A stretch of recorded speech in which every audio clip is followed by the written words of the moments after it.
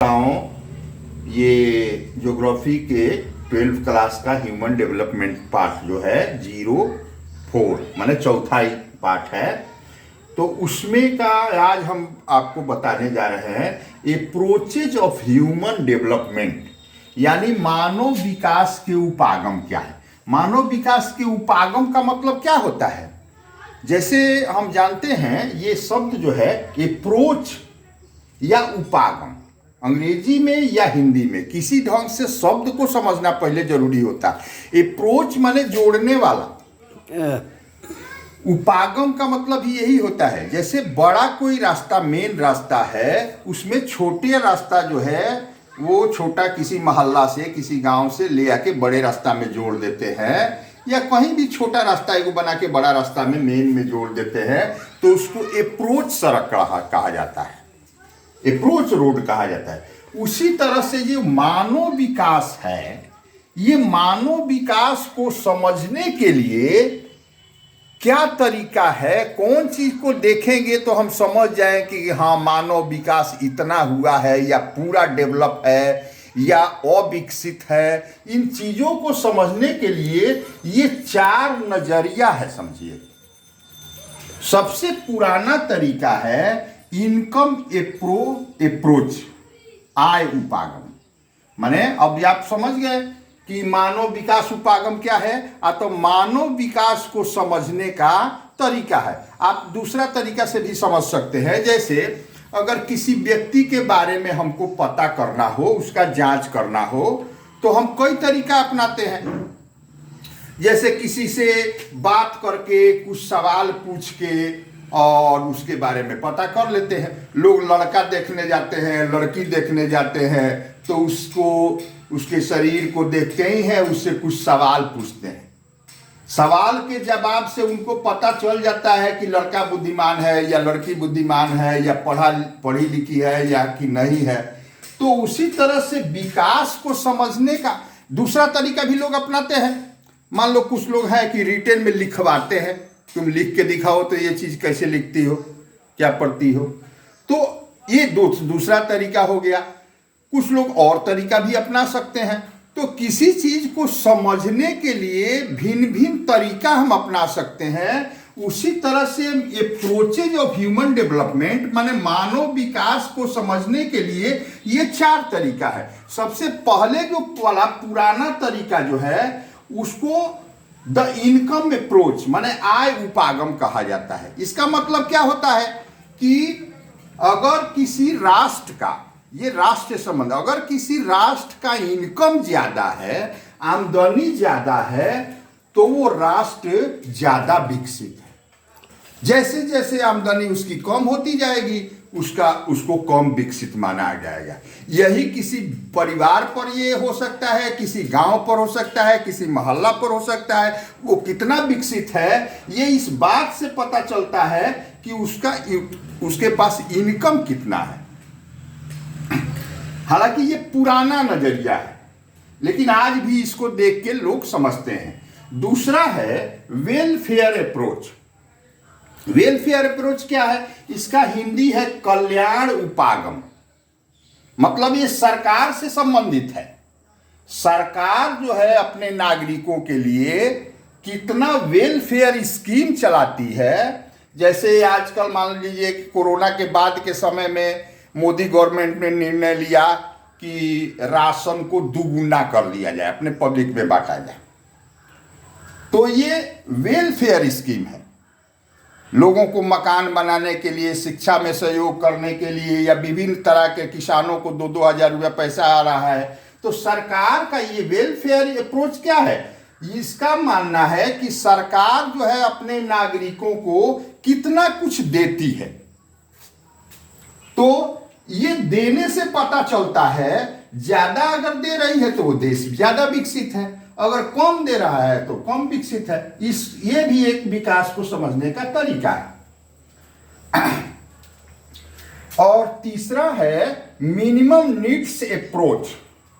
Minimum needs approach ये है, minimum needs approach आधारभूत आवश्यकता उपागम। इसका ये जो है एगो विश्व श्रम संगठन है, विश्व श्रम संगठन।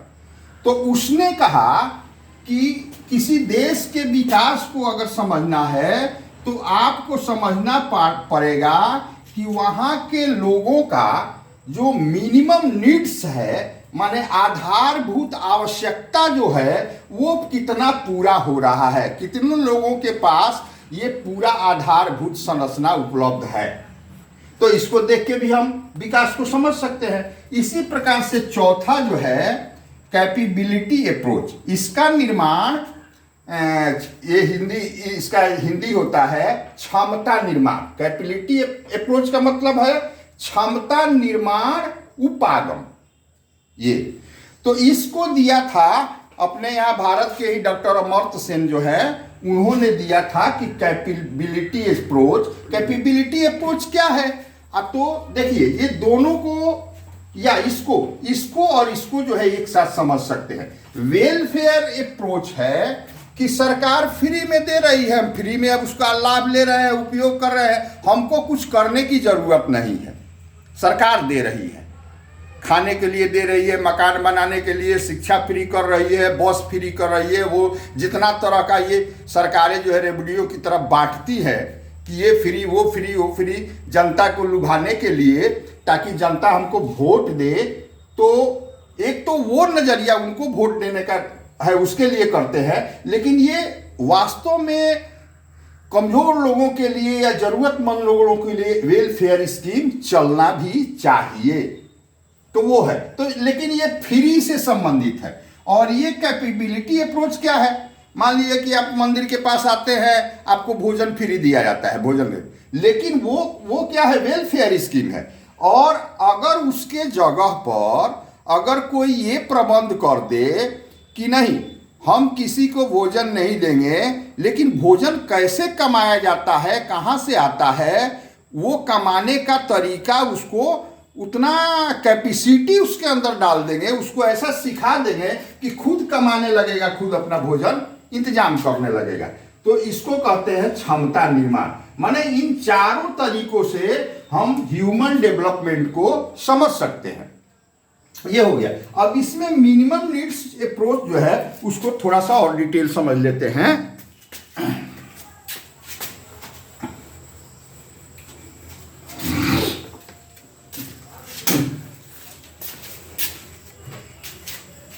मिनिमम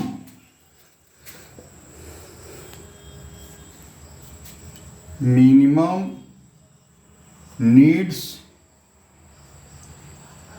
अप्रोच माने क्या हुआ? इसका हिंदी है आधारभूत आवश्यकता।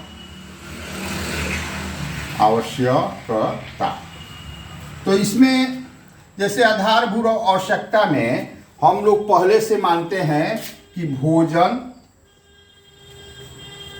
कपड़ा, मकान,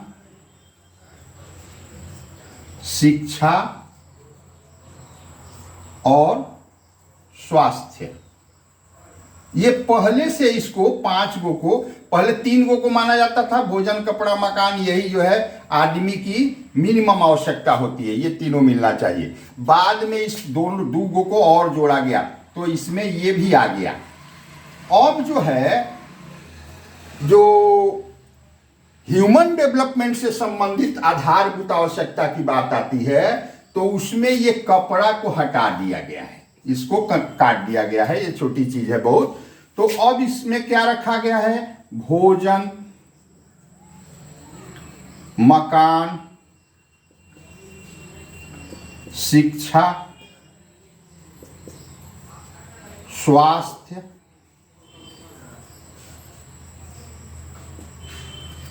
शुद्ध पेयजल और स्वच्छता। माने मिनिमम नीड्स जो है ये आदमी का आपको हो जाता है 1 2 3 4 5 और 6।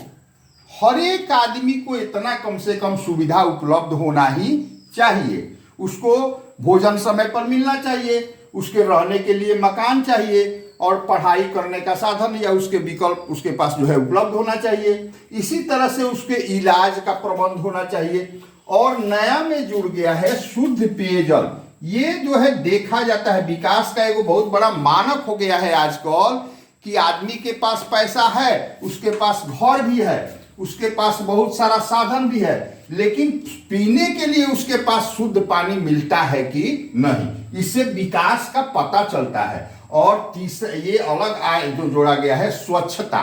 स्वच्छता में